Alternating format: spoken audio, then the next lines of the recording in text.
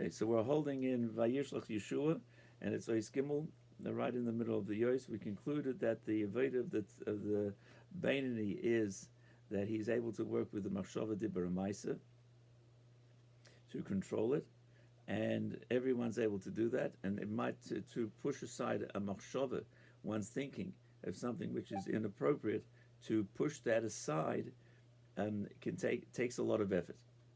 So you can't not think, but you can force yourself to think about something else, which is why it's important to have Torah on your mind. There's a campaign that the Frierdiker Rebbe had when he came to America to learn Mishnayos by heart, and then it's an old Hasidic dictum to have know some Tanya by heart or Mishnah, also other things of Torah to know by heart, so that if a person's mind gets trapped into some area which is inappropriate, he can force himself to think about the uses of the Torah that he has. And so this is all in the Avodah of the Beinani. And we're saying that this was what Yeshua was commanded to do, to go to Yerichoi Lashon Reach, referring to the Lavusha HaNefesh, Machshava Dibur Maisa level of each person. The Avodah of Beinani. Mashain Kein Avodah HaTzadikim, He be'ikr b'midah shebalev ava v'yira. The main avodah of tzaddikim is the ava v'yira. They work on expanding their love and their fear of Hashem. That's their playing field. Ve'ein kol adam zeichel lezeh, and not every person is zeicher to be able to reach this level, because ki bedover hamasel lelev ein la'adam mishpat habechira kol kach. Because in order to rule over your heart, not just to rule over what the heart wants and not do it, but the heart should be different. That the Melech Shalas al Halev, that the heart is working only according to how the mind says, and therefore the love of Hashem, if they're working on the love and fear, they're working on the feelings level. Ein adam mishpat b'chira kol kach. A person doesn't have so much control. Because it's an interesting thing. Our religion is an action-based religion. The Torah says, "Hayom la'asosam." It matters the feeling, which we're talking about. It does matter. Do I love Hashem? Do I have fear of Hashem? Do I recognize the awesomeness of Hashem? That's the Ava V'Yira. However, if a person would have "I love Hashem so much," and thinks about that all day, but doesn't put on tefillin, doesn't keep Shabbos, doesn't eat kosher, then it's totally not our religion. We don't promote going to the Himalayas, sitting on the mountain and meditate for a day, month, week, years. That's not our religion. Is do the mitzvahs. Hashem gave us the Torah, Matan Torah, the physical mitzvahs to do. Every mitzvah is locked into an aspect of physical action, or speech, or thinking. And thinking is also to think about the greatness of Hashem. But the focus is not on the feelings. For the average person, the tzaddik's work, his b'shleimus in the action, that is not an issue anymore. All of his actions are totally in tune with the Torah and his words and his thoughts. So he's working on the Ava, having a greater appreciation and love and fear for Hashem. But not everyone's able to slap the Nefesh Habamis out of the love for chocolate cake, 7-layer, or the new model car, and only love Hashem. So it's the ein la'adam mish b'chira kol kach. And our Veda, the same way as when the Yidden went into Eretz Yisrael, what was their Veda? Their Veda was to work the land, not to stay in the Midbar, which is a total spiritual experience. They had the clouds protecting them from around. They had the mon coming from Shemaim for the food. They had the Be'er Shel Miriam, which gave them water. Their clothes grew on them. There was automatic dry cleaning with the clouds. There was absolutely no physical worries. That wasn't the purpose. That was only a hachana for going into Eretz Yisrael, where the clouds disappeared. They didn't have them on. They had to work the land. They had to dig the wells. They had to make clothes. They had to build houses. That all the physical work that we have that we're involved in until today. This is the world of action. Mahayim lasoisam. So, so that's one of the reasons why most Yidden are midas shol kol adam is midas abeinani. The tzaddikim are few, and they're able to work with this. We also are obligated and have the ability to refine the Nevesh Abamis to bring out the love of Hashem more. But it's not the same work as the tzaddik. So he concludes, Av shafal pikein, nevertheless, even though that the main avoda of the yid is in machshava de barmaisa, is afal pikein mashbiin l'cholecha v'yechati tzaddik. The Gemara in Nida says before a person's born that they take the potential of this new child and say they mashbiin tzaddik valti rasha. They make him say you got to be a tzaddik and not a rasha. This is what they say to the neshama before it comes down into the world.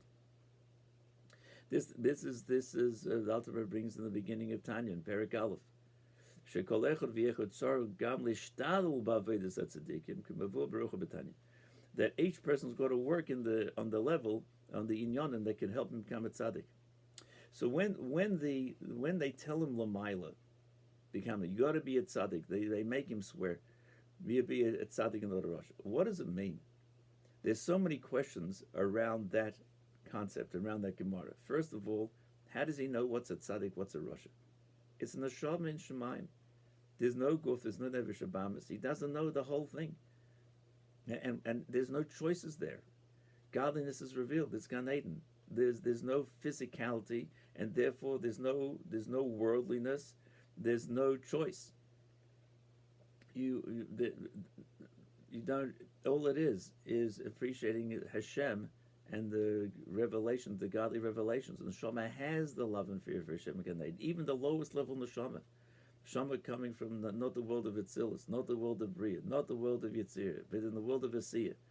And in the lowest level, the world of Yesiyah, not of Chesed, but of Malchus. And in the lowest level of Malchus, even that Neshama feels only Ruchnius, only godliness, only a presence of Hashem. What do you mean that we're saying, be a tzaddik and not a rasha?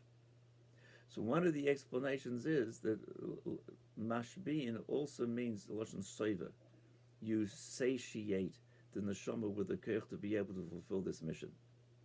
And when you take a deeper understanding of the word shvuah, you make him swear means when two people make up and they're going to make a shvuah, they commit to a certain level of being.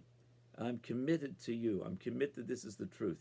I'm attached to this. That's the shvuah. Even by Hashem says he wasn't going to bring a mabel anymore. There's a commitment and a bonding on a level where there's no change. So the word mashbi and oisik means lashon soiva, chalta v'savata v'rachta, ate and satisfied and bench Hashem, and we say for benching. So there's when the neshama is given this shvuah, it also means, I think Tzemach Tzedek explains lashon soiva. It also means it's given the strength to be able to battle through all the difficulties there is in Olam Hazeh, which we need. It's easier to serve Hashem or to be connected to Hashem rather in Gan Eden. It was easy to serve Hashem in the Midbar. When is the challenge? Coming into Eretz Yisrael, where they had to battle not only the nations, but the whole concept of physicality and worldliness. The Neshama coming into the Guf has the battle of waking up in the morning. We learned it in Ki Meitzeitzcha Me'ez Mitzrayim, that every morning there's the work of Iskafia, getting out of bed, that the Guf is not ruling the person. He's alive. He says, okay, now let's get up and let's begin serving Hashem. That's the first level. So for the neshama to be able to fulfill its mission, he has to have special keichus. So much so that the Friedrich Rebbe said we've got this oitzer of Yir Shemayim, this treasure of Yir Shemayim that is given over to the Yidden today in order to be able to stay connected to Hashem. Part of this whole process is mashbi noisiti tzadik valdi rasha. They make him take the shvur. They fill up the neshama with extra keichos to be able to battle through the avodah in Olam Hazeh. So at the same time, there's a simple meaning: be a tzaddik. and not a Rasha. One of the pshatim may not be a Rasha means you're able to climb out also of the Darga Beinani. Rasha doesn't only mean a Rasha who does a virus.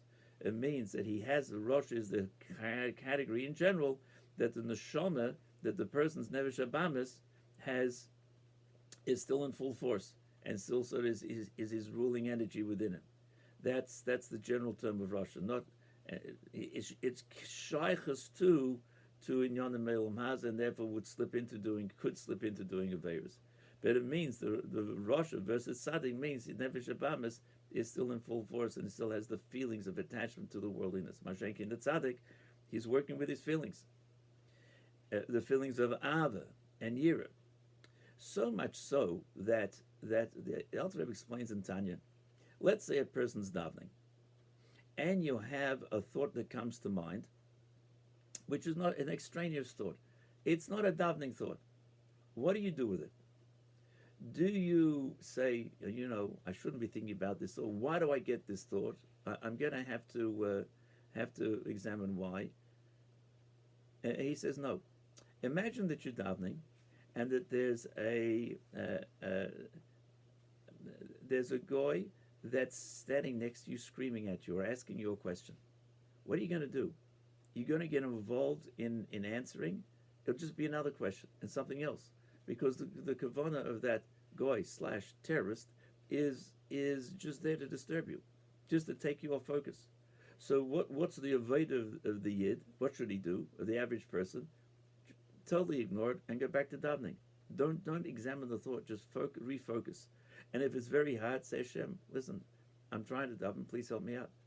So that's the Beinani. What's a tzaddik? A tzaddik never gets any of these thoughts within his mind. It can be that are non-Torah thoughts. If he does get something in his mind, a non-Torah thought, where does it come from? It comes from somebody that he's attached to, somebody that he's helping, a chassid, a talmud, that he's helping to get closer to Hashem, helping in his avodas Hashem.